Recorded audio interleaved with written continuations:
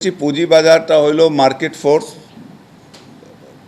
দাম বাড়বে দাম কমবে, এটা হলো মার্কেটের একটা দিস্তিং। এখানে সরকারকে কিন্তু কোনো সময় ইন্টারফিয়ার করা উচিত না।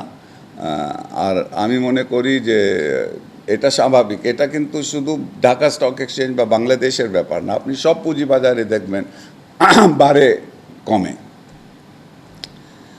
সরকার যেটা দেখবে যে কোনো ম্যানিপুলেশন হচ্ছে কিনা, পুঁজিবাজারে কোনো রকমের দুই নম্বরই হচ্ছে কিনা, সেটা সরকারের দেখার কথা, যেটা রেগুলেটরটা দেখবে।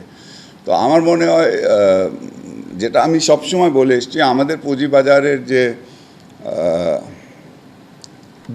নিয়মটা হয় কি, যখন মার্কেট কমতে থাকে প্রাইস, তখন যে ইনস্টিটিউশনাল ইনভেস্টরটা আছে তারা কিন্তু শেয়ার কিনে মার্কেটটাকে স্টেবল করে। এখন ভালো ভালো কোম্পানি আছে, তাদের দাম এত কমে গেছে, ফান্ডামেন্টালস ভালো, দাম কমেছে, যেহেতু কোনো ইনস্টিটিউশনাল আপনার ইনস্টিটিউশনগুলি নাই যারা গিয়ে এখন মার্কেটে সাপোর্ট দেয়, তো রিটেল ইনভেস্টররা তখন প্যানিক করে।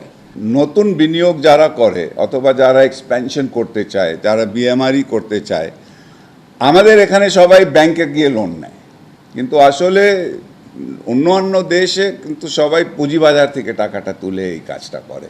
তো আমাদের এখানে এটা পুঁজিবাজারে এখন তো মাননীয় প্রধানমন্ত্রী সেদিন বলেছেন যে অনেকগুলি সরকারি ভালো ভালো কোম্পানি আছে, সেগুলিকে কিন্তু পুঁজিবাজারে লিস্ট করা দরকার।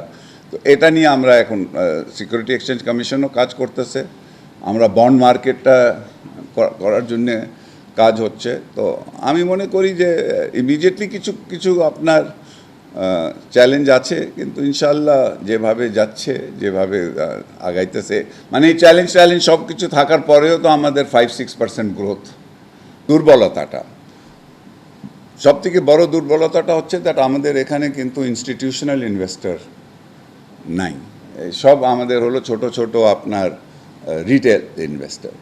তো ওটার জন্য আরও কমে। তো এটা নিয়ে এখন আমরা বলেছি যে কিভাবে পুঁজিবাজারে ইনস্টিটিউশনাল ইনভেস্টার্সটাকে আমরা নিয়ে আসতে পারি, আরও বাড়াইতে পারি, সেটা নিয়েও কাজ হচ্ছে। ওকে, থ্যাংক ইউ।